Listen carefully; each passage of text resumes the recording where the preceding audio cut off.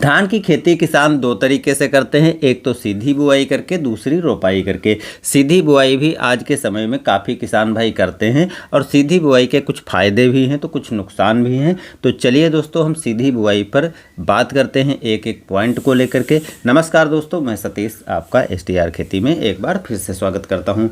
सबसे पहले ज़रूरी होता है कि जो हम तकनीक अपना रहे हैं उसके बारे में पूरी डिटेल जानना। अगर उसके बारे में हम सही जानकारी नहीं रखते हैं तो हम कुछ ना कुछ गलतियां कर देते हैं जिससे नुकसान होता है और जो हम फ़ायदा लेना चाहते हैं वो हमें नहीं मिल पाता है।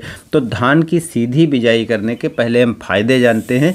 देखिए दोस्तों, धान की अगर हम सीधी बिजाई करते हैं तो सीधी बिजाई करने से पानी की जो बचत है वो 30 से 35% तक आसानी से हो जाती है, क्योंकि जहाँ पर पानी की समस्या होती है वहाँ पर धान की खेती में काफ़ी मुश्किल होती है। तो हम सीधी बिजाई करते हैं तो 30 से 35% हम पानी की बचत कर सकते हैं। और आज के समय में पानी निरंतर कम होता जा रहा है, वाटर लेवल डाउन होता चला जा रहा है, तो उस हिसाब से भी हम पानी की बचत कर पाएंगे। दूसरा फ़ायदा है, जो धान की हम सीधी बिजाई करते हैं तो हमें धान को उखाड़ करके बाद में दूसरे खेत में रोपाई नहीं करना पड़ता। कहने का मतलब जो रोपाई पर लेबर आदि का खर्चा होता है वो हमारा धान की सीधी बुआई करने पर बच जाता है।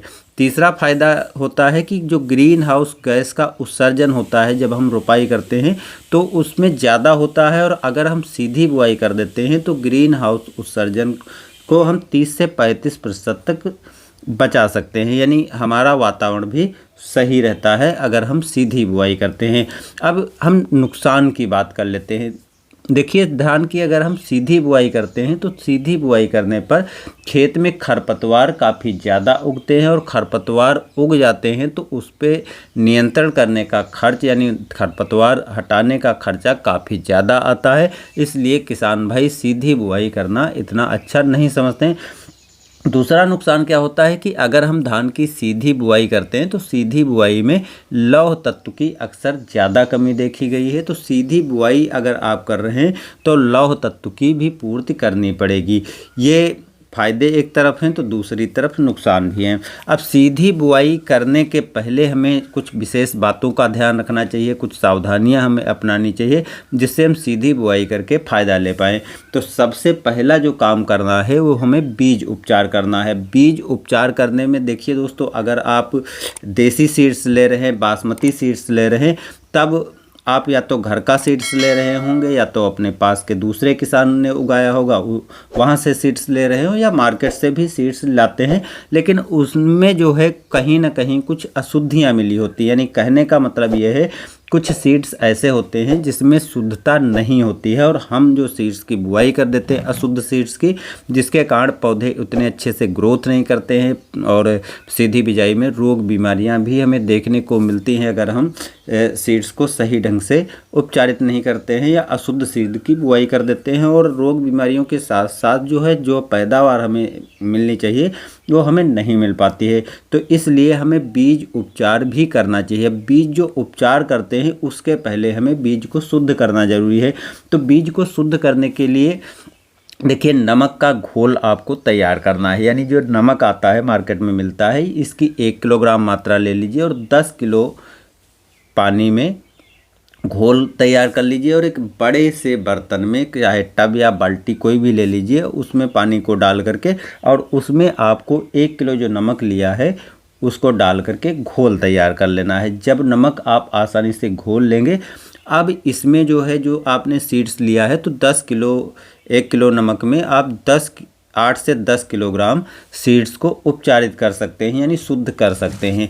अब इसमें आपको ये जो सीड है वो डाल देना है, और डालने के कुछ देर आपको चलाते रहना है, हिलाते रहना है, और लगभग आधा से 1 घंटे के बाद देखेंगे कि जो धान में खराब सीड्स है, अशुद्ध सीड्स है, वो ऊपर आ जाएगा, जो आपका बिल्कुल अच्छा और शुद्ध सीड्स है वो नीचे बैठ जाएगा। जो ऊपर सीड्स आ जाएगा उस सीड्स को आपको बाहर कर देना है, यानी जो अशुद्ध सीड्स है उसको आपको उसमें से निकाल देना है, और जो शुद्ध सीड्स बचता है उसको आप पानी से निकाल करके और ताज़े पानी से यानी दूसरे पानी से धुल देना है, जिससे नमक जैसे तत्व जो होते हैं वो भी धान के आपके बीज में ना बचें।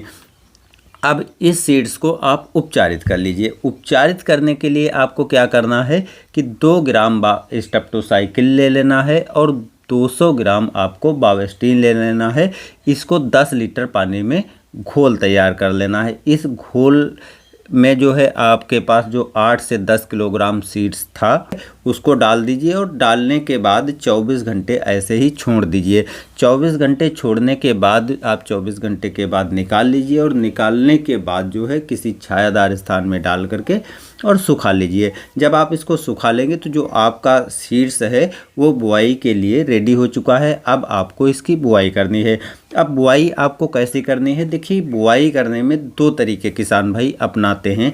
एक सीधी बिजाई में जो तरबतर विधि है उसको अपनाते हैं और दूसरी जो विधि है वो होती है सूखी विधि। अब तरबतर विधि और सूखी विधि में थोड़ा सा अंतर है, तो पहले हम तरबतर विधि के बारे में बता देते हैं क्योंकि इसकी थोड़ी प्रोसेस लंबी होती है। सूखी विधि आपको काफ़ी आसान हो जाती है बुआई करने की। तरबतर विधि में सबसे पहले जो खेत आपका खाली हुआ है उसमें थोड़ी बहुत नमी होती है और उसी नमी में आपको खेत की जुताई कर देना है और जुताई करने के बाद खेत को लेजर लेवल से समतल कर लेना है। समतल करने के बाद उसमें पानी भर दिया जाता है। पानी भरने के बाद जो है आप देखेंगे कि उसमें 8 से 10 दिन बाद खरपतवार भी उग जाते हैं और 8 से 10 दिन के बाद जो है खेत लगभग जुताई के लिए रेडी हो जाता है, यानी पर्याप्त नमी होती है, खेत आपका तैयार हो जाता है और उसको फिर से आप जुताई कर दीजिए और जुताई करने के बाद आपको बुआई कर देना है। बुआई का जो टाइम रखना है वो 20 मई से 10 जून तक रखना है, क्योंकि यदि आप 10 जून के बाद बुआई करते हैं तो आपका नुकसान होता है। अब यहाँ पर जो नुकसान होता है वो क्या होता है, क्योंकि 10 जून के बाद अक्सर कभी कभी मानसून जल्दी आ जाते हैं, बारिश जल्दी होने लगती है और आपका धान का जमाव भी नहीं हो पाता है और बारिश होनी चालू हो जाती है। ऐसे में जो है काफ़ी ज़्यादा खरपतवार उगते हैं और कभी कभी धान का जमाव भी सही ढंग से नहीं हो पाता है, जिसके कारण अधिक खरपतवार जमने से सीधी बुआई में नुकसान भी होता है। तो आप 10 जून के पहले हर हालत में सीधी बुआई कर लें, जिससे आपको बढ़िया फ़ायदा मिलेगा। अब जब आप सीधी बिजाई करने जा रहे हो तो सीड्रिल का यूज करना है और सीड्रिल में जो है लाइन से लाइन की दूरी आपको 8 इंच रखनी है और जो गहराई रखनी है वो 1.5 इंच से ज़्यादा नहीं रखनी, यानी 1 से 1.5 इंच तक गहराई रखनी है और लाइन से लाइन की दूरी 8 इंच पर आपको सेट कर लेना है। और इसको सेट करने के बाद जो है आपको बुआई कर देना है। बुआई करने के बाद में 24 घंटे के अंदर पेंडामिथलिन 1200 ml से 1500 ml यानी 1.25 लीटर से लगा करके 1.5 लीटर तक 200 लीटर पानी में मिला करके और खेत में उल्टा चल करके स्प्रे कर देना है, जिससे जो खरपतवार हैं वो नहीं उगेंगे और 20 से 25 दिन तक आप अपने खेत में खरपतवार उगने से शुरुआती अवस्था में रोक पाएंगे। 20 दिन की धान हो जाने के बाद आपको पहली सिंचाई कर देना है और जब आप पहली सिंचाई करें तो उस सिंचाई करने के बाद में आपको नामनी गोल्ड नाम से एक दवा आती है जिसका फार्मूला बिस्पायरिबैक है।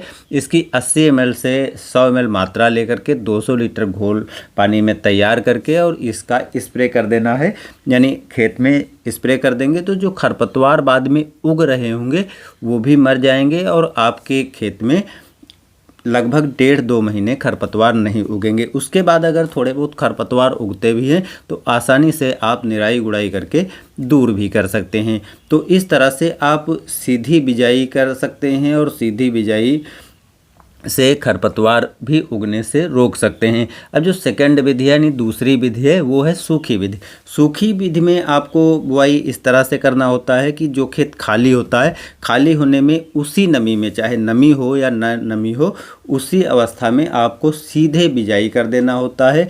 बहुत से किसान भाई एक जुताई भी कर लेते हैं, तो बहुत से किसान भाई यदि पर्याप्त नमी होती है तो जुताई भी नहीं करते हैं और सीधी बुआई कर देते हैं। बुआई करने के बाद उसमें पाटा लगा देना है और पाटा लगाने के बाद उसमें सिंचाई कर देना है। बहुत ज़्यादा पानी नहीं भरना है, हल्की सिंचाई कर देना है। हल्की सिंचाई करने से और उसके 24 घंटे के अंदर अंदर आपको जो दवाएं मैंने पहले बताई हैं उन्हीं दवाओं को, पेंडामिथलिन आदि को डालना है और ठीक यही प्रोसेस इसमें भी खरपतवार रोकने की करना है। और अगर कभी कभी होता क्या है कि जब आप बुआई करते हैं उसके कुछ टाइम के बाद 1-2 दिन के अंदर जो है हल्की बारिश हो जाती है, और हल्की बारिश हो जाने पर पपड़ी पड़ जाती है, जिससे पौधे बाहर नहीं निकल पाते हैं। तो यदि ऐसी कंडीशन आपके साथ भी आती है तो आपको जब हल्की बारिश हो तो हल्की सिंचाई खेत में कर देना है, जिससे पपड़ी नहीं पड़ेगी और धान की जो आपने बुआई की है वो आसानी से जमाव हो पाएगा। हम सीधी बुआई करके भी धान का काफ़ी अच्छे से पैदावार ले सकते हैं, और खरपतवार वाली जो समस्या है वो भी हम आसानी से एक लंबे समय तक उगने से रोक सकते हैं। नए वीडियो में धन्यवाद।